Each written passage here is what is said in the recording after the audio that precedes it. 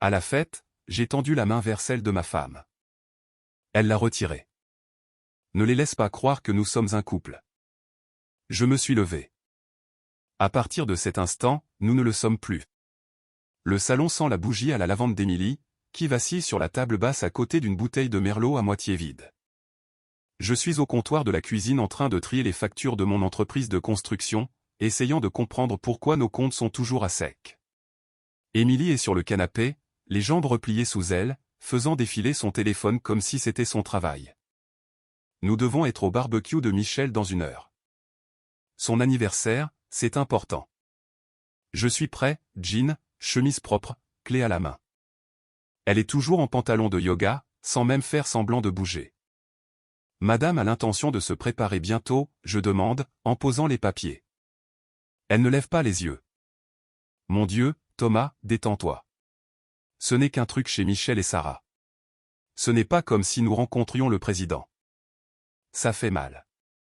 Michel est mon meilleur ami depuis l'université.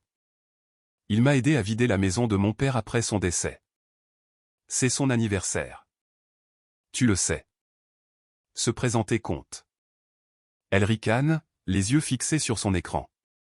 Tu es tellement intense. Je serai prête dans 10 minutes. D'accord. 20 minutes plus tard, elle fait toujours défiler son téléphone. Je me lève, j'attrape ma veste. Je m'en vais. Tu viens ou pas? Elle lève la tête d'un coup, les sourcils froncés. Sérieusement, tu t'en vas sans moi? Waouh! Quelle manière de me faire sentir comme un fardeau. Je m'arrête à la porte, la main sur la poignée. Tu as eu 1 heure. Je ne vais pas te supplier de te montrer pour mon ami. Ses yeux se plissent, ce reflet acéré que je remarque de plus en plus. Très bien, va jouer au parfait ami. Ne t'attends pas à ce que je te suive. Je sors, la porte se refermant. Dans le camion, je serre le volant, le cuir craque. Ce n'est pas seulement le fait qu'elle soit en retard. C'est la façon dont elle déforme les choses, comme si c'était moi qui devais attendre son signal. Si j'avais su comment cette nuit allait dégénérer, j'aurais commencé à couper les ponts tout de suite. Bon sang, peut-être que je me serais épargné 1 année de ces manigances. Je suis à mi-chemin de chez Michel lorsque mon téléphone vibre. Le nom d'Émilie s'affiche à l'écran. Je mets le haut-parleur, gardant les yeux sur la route. Tu es vraiment parti sans moi, dit-elle, sa voix dégoulinante de cette fausse peine qu'elle a perfectionnée. Je t'ai dit que je partais, je dis, en m'engageant sur l'autoroute. Tu aurais pu attendre 5 minutes. Tu as eu 1 heure. Elle rit, sèchement. Mon Dieu, Thomas, tu es tellement dramatique. C'est juste un barbecue, et c'est l'anniversaire de Michel. Tu le savais. Oh, s'il te plaît. Tu agis comme si je ratais la finale du top 14. Tu laisses tomber mon ami. Même chose. Elle soupire, longuement et de manière exagérée. Tu en fais toute une histoire. Je me prépare maintenant. D'accord. Ne te presse pas pour moi, je dis, la voix monocorde. Tu sais où c'est. Tu ne vas sérieusement pas revenir me chercher? Non. Waouh, Thomas. Vraiment élégant. Laissez ta femme en plan. Tu n'es pas en plan. Tu as une voiture. Elle fait une pause. Puis son ton change, plus doux, comme si elle actionnait un interrupteur. Je pensais juste que nous irions ensemble, tu sais, en couple. Nous ne sommes pas un couple si tu n'es pas capable de te montrer pour les gens qui comptent pour moi. Une autre pause. Tu es vraiment un crétin à ce sujet. Et tu es une maniaque du contrôle. Choisis ton poison. Bien, lance-t-elle. J'arriverai quand j'arriverai. Ne te surmène pas, je dis, et je raccroche. Pas de poursuite, pas de deuxième demande. Je monte le son de Johnny Hallyday et continue de conduire. Le jardin de Michel est animé. Les guirlandes lumineuses se balancent, les hamburgers grésillent, une glacière est pleine de bière. Sarah joue les hôtesses, virevoltant avec un plateau de mini-sandwich, son sourire contraint mais chaleureux. Michel est au barbecue, son rire perçant le bavardage. J'aperçois David, notre vieux copain de fac, maintenant entrepreneur avec un débit de parole rapide, et Karine, la voisine qui a toujours une histoire sur son Golden Retriever, Rookie. Bonne foule, bonne ambiance. Sauf qu'Émilie n'est pas là. Michel me tend une bière. Où est madame? En retard, je dis, ouvrant la capsule. Son habitude, il sourit, mais ses yeux sont vifs. Te tenir en laisse, hein? Elle essaie, je marmonne, prenant une gorgée. David arrive en plein milieu d'une tirade. Le bois a augmenté de 30%, mec. Tu le ressens? Oui, je dis, à moitié à l'écoute, balayant le jardin du regard à la recherche d'Émilie. 1 heure plus tard, aucun signe d'elle. Aucun message depuis l'appel. Je ne vais pas la chercher. Puis elle entre, ses talons claquant sur le patio, habillée comme si elle défilait sur un podium, robe moulante, cheveux parfaits. Les têtes se tournent. Elle a ce don de s'approprier une pièce sans effort. Elle me repère, fait un petit signe de la main, puis se dirige vers Sarah, riant comme si elle était là depuis toujours. Je ne bouge pas. Michel me donne un coup de coude. Ça va, mon pote? Oui, je dis, la mâchoire serrée, je regarde juste le spectacle. Émilie fait la cour maintenant, verre de vin à la main, racontant une histoire sur son voyage d'affaires à Lyon. Elle n'a pas jeté un œil dans ma direction. Karine s'approche, Rookie à la traîne, ça laisse traînant. Elle est en pleine forme ce soir, hein? Je ne l'ai jamais vue rater une occasion de captiver une foule. Oui, je marmonne. Toujours en représentation. Karine incline la tête, la voix basse. Ça te va? Elle fait ça souvent ces derniers temps. Rookie et moi, nous la voyons parader, mais c'est toi qui tiens le coup. J'hausse les épaules, pas prêt à me confier. Je suis là pour Michel, pas pour elle.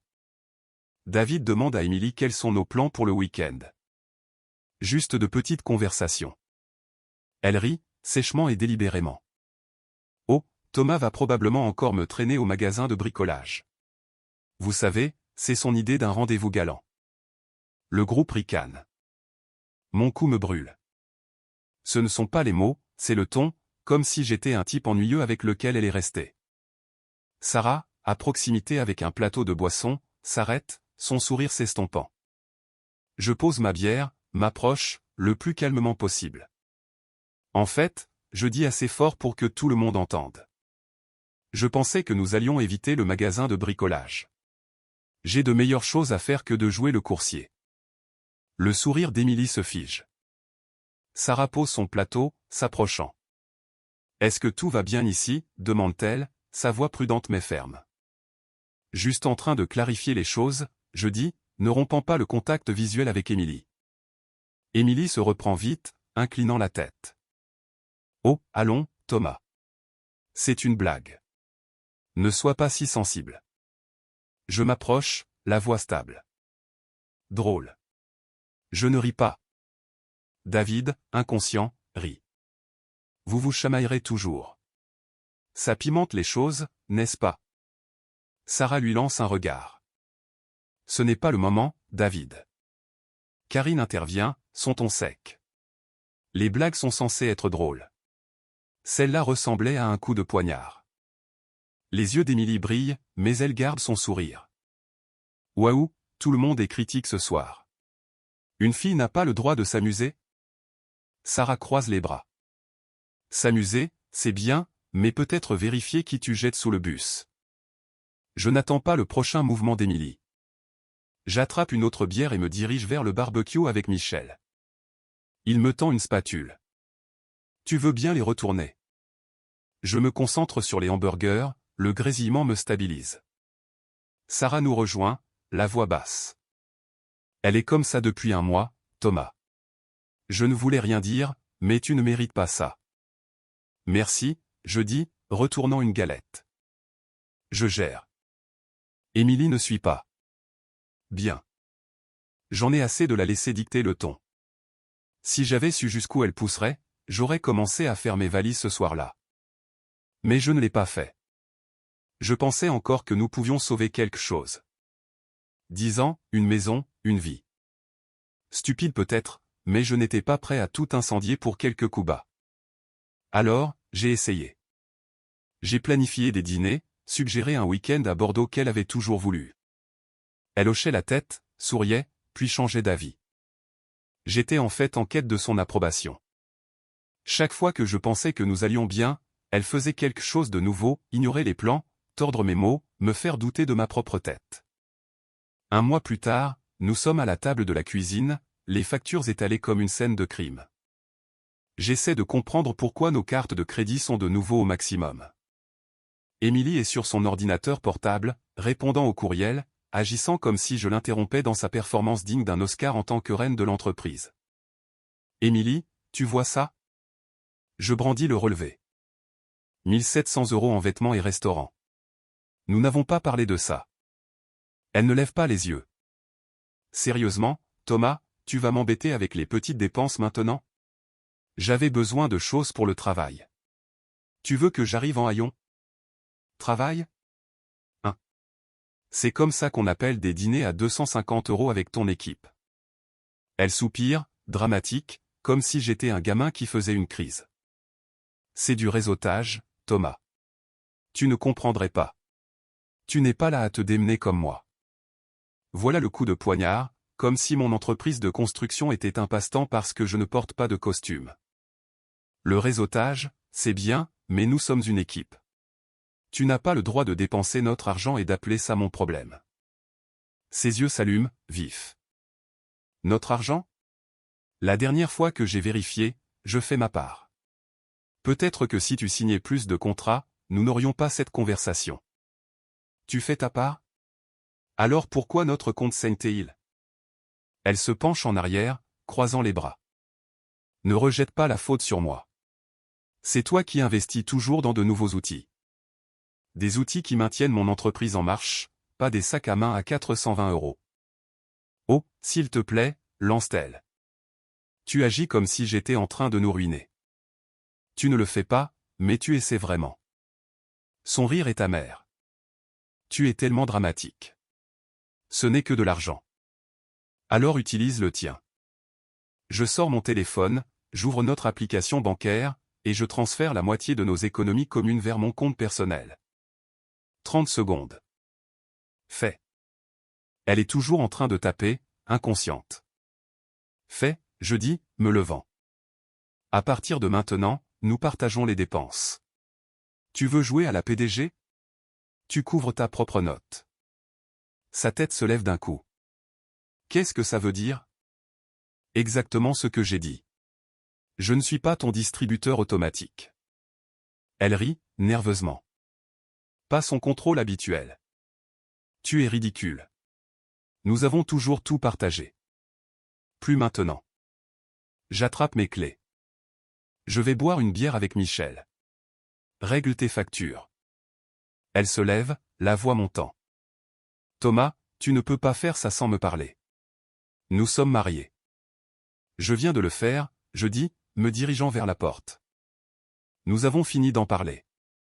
Elle crie après moi. Tu vas le regretter. Tu penses que tu peux juste me couper les vivres? Je ne réponds pas. Je ne me répète pas. Au bar, Michel a une cruche qui nous attend. C'est un grand gars, il pourrait passer pour un secondeur, mais il est calme, toujours à l'écoute. L'endroit est bruyant, jukebox hurlant, deux gars qui se disputent une partie de billard. Je raconte à Michel l'histoire de la carte de crédit, du transfert, de toute l'affaire. Il hoche la tête. Elle te teste, mec. Voir jusqu'où elle peut aller. Oui, je dis, me servant un verre.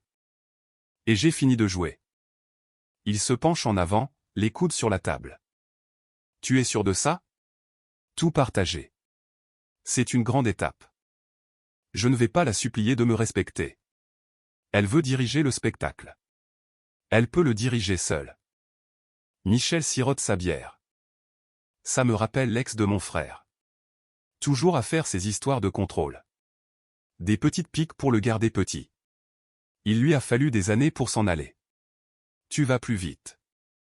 Je lui ai donné suffisamment de chance, je dis. Elle pense que je vais juste accepter. Plus maintenant, hein. Il sourit, mais il est prudent. Surveille tes arrières. Elle ne va pas aimer perdre les rênes. Tu penses qu'elle va revenir, je demande, non pas parce que je le crois, mais pour voir ce qu'il en pense. Il hoche la tête. Les gens comme ça ne changent pas. Il redouble d'efforts. L'ex de mon frère a essayé de le culpabiliser pour qu'il revienne. Ça n'a pas marché. Tu fais ce qu'il faut. Un barman, Joël, passe avec une autre cruche. Vous avez l'air de résoudre les problèmes du monde, vous deux, dit-il, essuyant la table. Quelque chose comme ça, je dis, esquissant un demi-sourire. Joël se penche, la voix basse. J'ai entendu ma part d'histoire ici. On dirait que tu traces une ligne. Respect, mec. Michel lève son verre. Aux lignes dans le sable. Je cogne mon verre contre le sien. À ne pas regarder en arrière. Un gars à la table voisine, un habitué avec une casquette de routier, entend et ricane. On dirait que tu te libères, mon pote. Bonne chance. J'acquiesce. Je sirote ma bière. Mon téléphone vibre. Un client. Jean, mon chef d'équipe. Je sors pour prendre l'appel. Thomas, tu as une minute, dit Jean. J'ai un problème de calendrier sur le chantier du centre-ville. Vas-y, je dis, m'appuyant contre mon camion. Le client veut qu'on fasse des heures supplémentaires la semaine prochaine. J'ai dit que je vérifierai avec toi. Dis-leur non. Nous nous en tenons au calendrier. Je ne vais pas épuiser mon équipe pour leur changement de dernière minute. J'en fais une pause. Tu es sûr? Ils offrent des heures supplémentaires. Alors ils peuvent payer le double. Mon temps n'est plus gratuit. Il rit. Compris, patron. Je vais leur transmettre. Bien. Tiens-moi au courant. Je raccroche. Je me sens solide. Fini de me plier en quatre. Mes règles, mes conditions. C'est un vendredi et nous sommes à la fête de l'entreprise d'Émilie, grande salle du centre-ville, bar ouvert, costumes partout. Je suis ici parce qu'elle l'a demandé. Elle a dit que ça ferait bonne impression pour elle. Je porte un blazer et je fais de petites conversations avec ses collègues, dont la plupart me sont inconnus. Émilie est de l'autre côté de la pièce, riant avec un type en costume sur mesure, sa main sur son bras. Je me fiche du flirt. C'est la façon dont elle agit comme si j'étais son invité, pas son mari. Je parle à Rachel, une de ses collègues, qui me pose des questions sur mon entreprise. Elle est sincère, curieuse du nouveau complexe de bureaux que nous construisons. Ça a l'air d'être une grosse affaire, dit-elle. Tu dois être débordé. Ça me garde occupé, je dis, appréciant la conversation normale. Émilie arrive en trombe, verre de vin à la main. Oh, Thomas construit toujours quelque chose. Vous devriez voir notre garage. C'est comme si un magasin de bricolage avait explosé. Rachel rit poliment, mais ses yeux se tournent vers moi, mal à l'aise. C'est beaucoup de dévouement, dit-elle, essayant de changer de sujet. Je ne ris pas. Drôle, je dis, regardant Émilie. Je n'avais pas réalisé que mon travail était un sujet de plaisanterie. Elle lève les yeux au ciel. Mon Dieu, Thomas, détends-toi. C'est une fête. Rachel se déplace, mal à l'aise. Le patron d'Émilie, Grégoire, nous rejoint, bruyant et plein de lui-même. Thomas, c'est ça? Émilie dit. Tu es le type pour les rénovations. Avant que je ne puisse répondre, Émilie intervient. Oui, il est doué avec un marteau. Ça le garde à l'abri des ennuis. Le groupe rit. Rachel détourne le regard, la mâchoire serrée. Un autre collègue, Marc, ricane, mais semble incertain. Je sens la pièce s'éclaircir, non pas de colère, mais de clarté. C'est son jeu, des petites piques pour me garder petit, pour s'assurer qu'elle est la star. J'en ai assez. En fait, je dis, la voix stable. Je dirige une firme de construction. Je viens de terminer un projet commercial au centre-ville. 10 étages, dans les délais, en dessous du budget. Grégoire lève un sourcil. Impressionnant. Sans blague. Nous envisageons des extensions de bureaux. Tu as une carte? J'en sors une de mon portefeuille. Tiens. Appelle-moi. Nous pouvons parler chiffres. Le sourire d'Émilie se crispe. Rachel intervient, sa voix ferme. C'est impressionnant, Thomas. Peu de gens peuvent réaliser de tels projets. Merci, je dis, croisant son regard. J'apprécie. Émilie rit, essayant de reprendre le contrôle. Oh, allons, Rachel. Ne lui gonflez pas l'ego. Il a encore de la sueur sur ses chaussures. Grégoire ricane, mais c'est moins enthousiaste. On dirait qu'il s'en sort bien, moi. Quel était ce projet, Thomas? Au centre-ville, tu as dit. Nouveau complexe de bureaux sur le boulevard Haussmann, jeudi, commerce de détail à usage mixte au rez-de-chaussée. Nous avons tout géré, de la conception à la finition. Marc intervient. Mec, j'aurais besoin d'un entrepreneur pour ma maison. Tu fais du résidentiel? Ça dépend du travail, je dis. Appelle-moi. Grégoire hoche la tête. J'aime un gars qui fait le travail. Quelle est la taille de ton équipe? 20 plus les sous-traitants, je dis. Nous augmentons la taille pour les projets plus importants. Émilie intervient, sa voix sèche. Bon, ne transformons pas ça en argumentaire de vente. C'est une fête. Je la regarde, calme. Tu as commencé, et je termine simplement. Rachel sourit, le cachant à peine. On dirait que Thomas gère la situation. Marc hoche la tête. Je t'appelle, mec. Ma terrasse est un désastre. Grégoire me tape sur l'épaule. On va prendre un verre plus tard. Parlons affaires. Ma firme a des plans pour une nouvelle succursale. Ça marche, je dis. Le visage d'Émilie est maintenant un masque. Vous êtes tous tellement sérieux, dit-elle, forçant un rire. C'est censé être amusant. S'amuser, c'est génial, je dis, la fixant du regard, mais le respect est meilleur. Je m'excuse, me dirige vers le bar, commande un soda. Émilie me suit, la voix basse. C'était quoi ça? Juste parler affaires, je dis, sirotant mon soda. Tu m'as embarrassé devant mon patron. Non, Émilie. Tu m'as embarrassé toute la nuit. Je ne suis plus là pour te faire bien paraître. Son visage rougit. Tu es un crétin. Et tu es une maniaque du contrôle. Choisis ton poison. Je m'éloigne, me faufilant à travers la foule. Rachel croise mon regard, fait un petit hochement de tête. Je lui rends son signe. Derrière moi, Émilie rit trop fort, essayant de ramener le groupe. Il est juste fatigué, dit-elle. Vous savez comment c'est. La voix de Grégoire porte. Il me semblait assez vif. Marc ajoute, le gars s'y connaît. Je l'appelle. Je continue de marcher. Je ne vais pas rester pour son rappel. Un mois plus tard, nous sommes chez Karine, notre voisine avec le Golden Retriever. Émilie a insisté pour que nous y allions. Elle a dit que ce serait gênant si nous ne le faisions pas. Je ne suis là que parce que je ne suis pas encore prêt à couper tous les liens. Mais je ne joue pas son jeu. Nous sommes toujours dans la même maison, mais j'ai déménagé dans la chambre d'amis. Comptes séparés, horaires séparés. Elle déteste ça. Elle essaie toujours de me ramener dans son orbite. Aucune excuse, juste plus de son attitude, tu t'en remettras. La maison de Karine est pleine. Voisins, amis, quelques étrangers.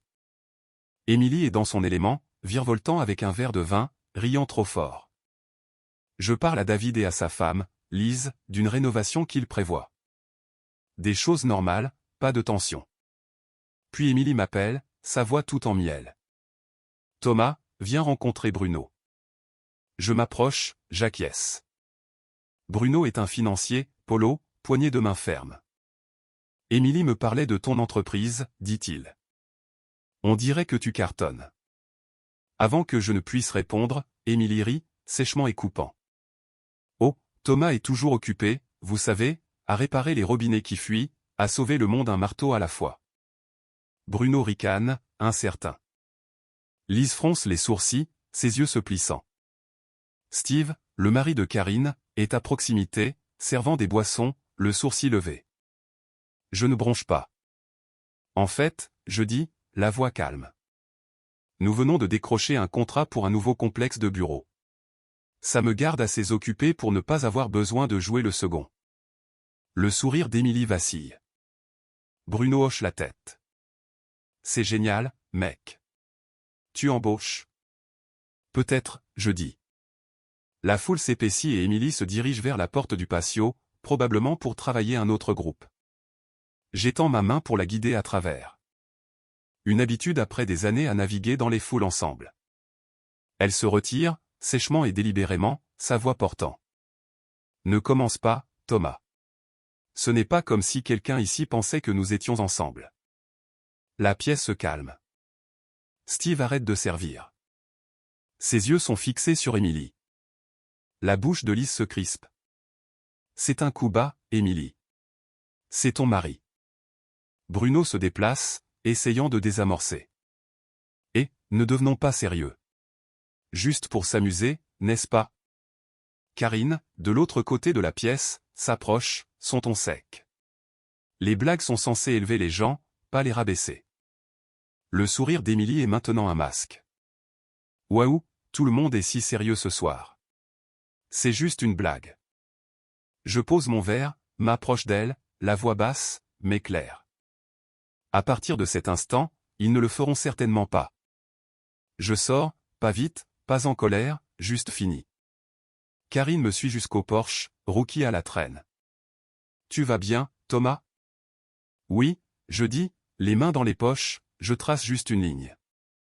Elle s'appuie contre la balustrade, sa voix ferme. Je l'ai vu faire ça pendant des années. Des petites piques, te faisant toujours passer pour le méchant. Tu vaux mieux que ça. J'acquiesce, fixant les lampadaires de la rue. J'apprécie. Je gère. Tu as besoin d'un endroit où dormir ou juste d'un café? Tu sais où me trouver, dit-elle. Rookie me donne un coup de museau sur la jambe, pleurnichant pour une caresse. Je lui gratte les oreilles, esquissant un demi-sourire. Je rentre chez moi, fais ma valise, puis m'enregistre dans un motel. Mon téléphone vibre, Émilie, tu es ridicule. Je ne réponds pas. Je ne vais pas m'expliquer 2 fois. Le parking du motel est silencieux, le néon bourdonne. Je m'assois sur le lit, je fixe le plafond et je sens le poids se soulever. Fini les jeux. 3 semaines plus tard, je suis dans mon nouvel appartement, un petit endroit au centre-ville, rudimentaire, mais le mien. Des outils dans le coin, une cafetière sur le comptoir. J'ai une réunion avec mon conseiller demain pour finaliser les documents, le partage de nos biens. Émilie appelle, laisse des messages vocaux pour en parler. Je ne réponds pas. Elle a eu sa chance. J'ai fini de réagir. Je change les règles du jeu. J'appelle Sarah. Dis-lui que je ne viendrai pas au prochain dîner de couple. Juste moi et Michel pour des bières dorénavant, je dis. Elle fait une pause, sa voix douce. Je comprends, Thomas. Je suis désolé que ça en soit arrivé là. Ne le sois pas, je dis. Je vais bien. Je rencontre ma comptable, Laura, à son bureau au centre-ville. Elle est sans fioriture. Elle gère mes comptes depuis des années. Tu as co-signé le bail de bureau l'année dernière lorsque mon pointage de crédit a baissé. Je te retire de tout, je lui dis. Je lui donne ensuite pour instruction de créer un nouveau compte d'entreprise, de transférer tous mes contrats et de retirer Émilie des polices d'assurance et du bail commun de l'espace de bureau. Laura lève un sourcil. De grands mouvements, Thomas. Tu es sûr? Absolument sûr, je dis. J'ai fini de partager ce qui est à moi. Elle hoche la tête, griffonnant des notes. Intelligent. Ça garde les choses claires. Je m'en occuperai d'ici la fin de la semaine. Merci, je dis. Envoie-moi les détails du nouveau compte. Je vais à la salle de sport, chose que je n'ai pas faite depuis des années. Non pas pour impressionner qui que ce soit, juste pour me sentir à nouveau solide. Je suis en train de soulever des poids quand je tombe sur David, qui assure un gars au développé couché. Il me voit, sourit. Tu as l'air prêt à construire un gratte-ciel, mec. Juste en train de me vider la tête, je dis, essuyant la sueur de mon front. Il s'appuie contre le porte-poids. J'ai entendu parler de toi et d'Émilie. Tu tiens le coup? Je ne tiens pas le coup, je dis. J'avance. Il hoche la tête, pensif. Lise s'inquiétait pour toi. Elle a dit qu'Émilie parlait, agissant comme si tu étais le méchant. racontant que tu es parti sans raison. Laisse-la parler. Je ne fais plus partie de son histoire. Un habitué de la salle de sport, Pascal, entend et intervient. Mec, tu as l'air de quelqu'un qui en a marre d'encaisser. Respect. J'acquiesce. Je range mes poids. J'apprécie. David me tape sur l'épaule. Passe prendre une bière bientôt. Lise prépare son célèbre bœuf bourguignon. On fera ça, je dis, me dirigeant vers les douches. Un mois plus tard, Émilie veut me rencontrer. Même café, même table. Je suis là tôt, café noir à la main, document prêt, bien partagé, pas de compte commun, pas de dette commune. Elle entre, moins soignée, cheveux attachés, pas de maquillage, jean au lieu de son habituel tailleur-pantalon de femme puissante. Elle s'assoit, ne commande rien. Tu n'avais pas à faire ça, dit-elle, la voix basse. Nous aurions pu trouver une solution. Trouver quelle solution? Que tu diriges le spectacle pendant que je joue le second rôle? Elle tressaille. Ce n'est pas juste. J'étais stressé. D'accord. Le travail était fou. Arrête. Je la coupe, calme mais ferme. Tu n'as pas le droit de réécrire ça. Tu as fait tes choix. Chaque pic, chaque fois que tu m'as rabaissé. Ses yeux s'embuent. Thomas, je ne voulais pas te blesser. J'essayais juste de garder les choses légères. Légères? Tu me transformes en sujet de plaisanterie. C'est du contrôle. Elle essaie un autre angle, plus doux. Nous avons 10 ans, Thomas. Une maison, une vie. Tu vas juste t'en aller. Je marche vers quelque chose de mieux. Tu as eu ta chance. Son ton s'aiguise. Tu vas le regretter. Tu penses que tu vas trouver quelqu'un qui supportera ton entêtement? Je ne cherche pas quelqu'un pour me supporter. J'ai fini avec les jeux. Elle se penche en avant, la voix urgente. Thomas, s'il te plaît. Nous pouvons aller en thérapie de couple. Recommencer. Je ferai mieux. Tu ne comprends pas. Je ne veux pas de mieux. Je veux du respect. Tu n'as pas ça à offrir. Elle essaie la colère ensuite. Tu jettes tout ce que nous avons construit. Non, tu as fait ça. Sa voix baisse, presque suppliante. Thomas, nous pouvons arranger ça. Donne-moi juste une chance. Une barista, une jeune femme avec un piercing au nez, débarrasse une table à proximité, ses yeux nous observant. Émilie le remarque, son visage se crispe.